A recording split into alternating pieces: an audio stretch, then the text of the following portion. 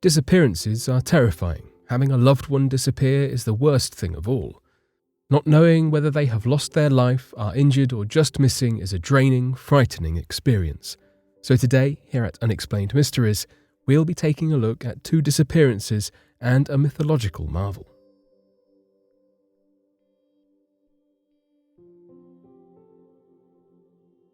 Ancient hemlock tree floating in Crater Lake. Legends are as old as humanity itself. One legend of Native American origin describes a battle between the gods Llao and Skell that was believed to have occurred 7,700 years ago in Oregon. On Mount Mazama, Llao spit magma after being rejected by a chief's daughter. Skell fought back by blowing up the summit of the mountain, forcing Llao back underground where he belonged. Oregon's Crater Lake is fabled to have been formed in honor of Skell. The Crater Lake served as the location for strange happenings, with people reporting ghost sightings for generations. There are stories of abandoned, ever-burning campfires, nighttime terrors, and, most infamously, the Old Man of the Lake. This is an ancient hemlock tree that floats in the watery crater and has done for over a century, always upright and stable despite its nomadic nature. In 1902, the Crater Lake was declared a national park. It was in this same year that geologist Joseph S. Diller reported his sighting of the hemlock tree 6 years prior near Wizard Island. The hemlock tree is bleached from the sun and is splintered. It floats 4 feet above the waterline, but the old man's body is sunken 30 feet below the depths. It appears rooted but is mobile. To onlookers, it seems the tree is supernatural, moving differently from our fundamental understanding of science. The tree's travel patterns are fascinating, and several people have attempted to track the old man's movements. In 1938, John Doerr dedicated almost a quarter of the year observing it. Doerr wrote of the tree's patterns. The old man travels extensively and, at times, surprisingly fast. So fast, in fact, that Doerr managed to record the tree moving a shocking 62 miles in 2 months. It could travel at the speed of almost 4 miles per day. It didn't take long for the old man to become a mythical superstar. Local folk flocked to see it. The locals claimed that the old man controlled the weather, that the tree was a deity or nature spirit that protected the crater. In 1988, scientists attempted to get rid of the tree, believing it to be an eyesore and dangerous to tourists, but their attempts to remove it were combated by a sudden storm. The scientists, frightened by the phenomenon, left. Allegedly, the skies cleared immediately afterwards. Researchers believed a landslide brought the tree to the crater centuries prior and seabed rocks locked it in place. This theory stems from other trees at Spirit Lake by Mount St. Helens. However, the old man is free to move at will. It is not trapped in one place like those trees are. The old man, against all odds, remains balanced whilst avoiding natural erosion and sinking. It is said that the tree is perfectly balanced between light and dark, representing the fight between the gods. As for its depth, the old man stretches 1,943 feet, 3 times the length of the Eiffel Tower. When analysed, the tree was found to be 500 years old, but it could be older. David Grimes, a ranger, happily shows off the old man during his boat tours. When questioned about his own theory, Grimes stated his belief that the refreshing cold water in the lake keeps the wood rejuvenated. According to Grimes, the old man has character, a story, and history, and he, along with the other rangers, treasure the tree as a vital part of the park. The old man, to some, is a creepy sight with an even more alarming story, and yet some people, such as Grimes, find its presence calming.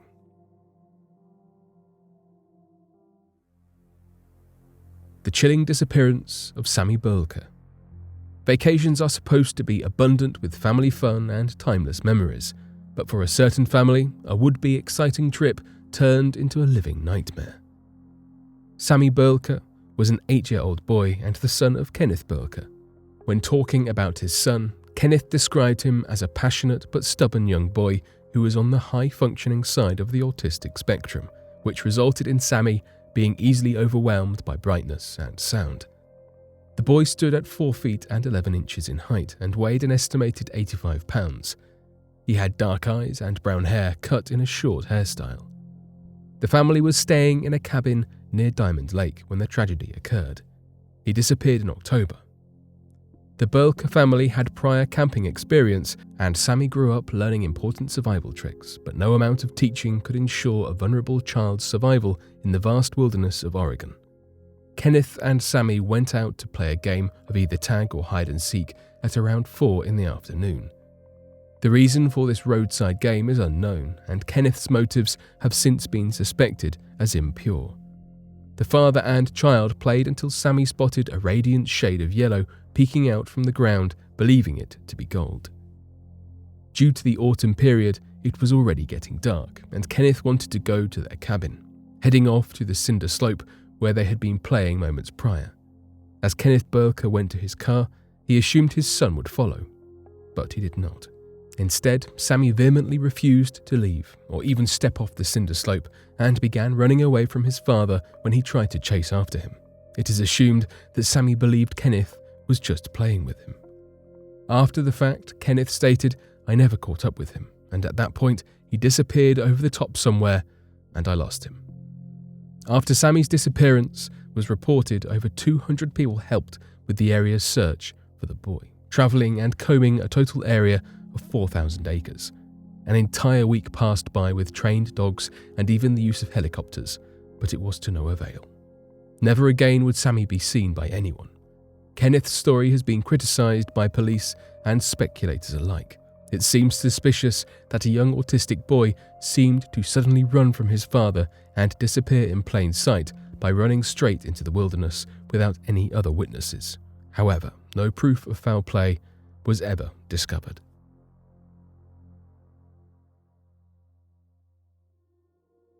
Jason Jolkovskys' disappearance. June is the favourite season of many people. The midsummer is the perfect time to unwind. Jason Jolkovskys was doing just that when he picked up the phone. Jason, 19 at the time, was called by his boss from the restaurant he worked at, asking if he could come in early. Jason was described as a hard-working man, but a hailstorm damaged his car and prohibited him from getting to work as he worked 4 miles away from his home. His boss organised for a co-worker to pick him up at the local school, but he never made it to meet with the co-worker. After 15 minutes of waiting for him to arrive, Jason's co-worker called their boss to inform him he was not there. She returned to work another 15 minutes later. Jason never came to work. Jason's family came home and found him still missing. The family searched for their son.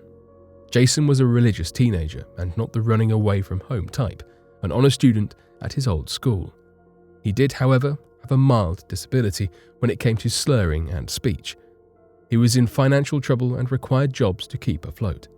Jim and Kelly, Jason's parents, were convinced that something disastrous must have happened. He never skipped work and was not with any of his friends either. The following morning, his family reported him as missing, but the police refused to help, telling the parents that the teen likely just went out with friends for the weekend and would surely return. The family and friends of Jason went looking for him, putting up posters and even having news of his disappearance run in the local radio station. By this point, the group of Jason's loved ones were certain he was hurt, if not fearing the worst. No news of his whereabouts ever turned up, but it forced the police into action, and although it was belated, they gave the investigation their all. But by then, it was too late to find worthwhile evidence. There was no evidence at all. He simply vanished. No clues to follow. 2 weeks from his initial disappearance, the police got word of a boy with his description seen at the Mahoney State Park, but found nothing to prove he had been there. The family did everything in their power to find their son, with Kelly even beginning the organisation Protect Jason to raise awareness. Now, 20 years later, his case continues to baffle investigators. Jason lacked funds to leave and begin a new life, nor was he the kind of man to do so. He also planned on working that day, and his car was being repaired. Since he went missing, his bank account and social security number have remained untouched. His family refused to believe the theory that he took his life due to his religious faith, and he was an upbeat individual who presented no sign of sorrow. They believe, to this day, that he was taken and someone had ended his life. Little is known about what became of him, with no body ever found. Disappearances are one of the hardest things families have to go through. Hope can be both a blessing and a curse. People disappear every single day, with cases sometimes forever remaining unsolved. Others can be solved decades afterwards, but the only certainty is uncertainty.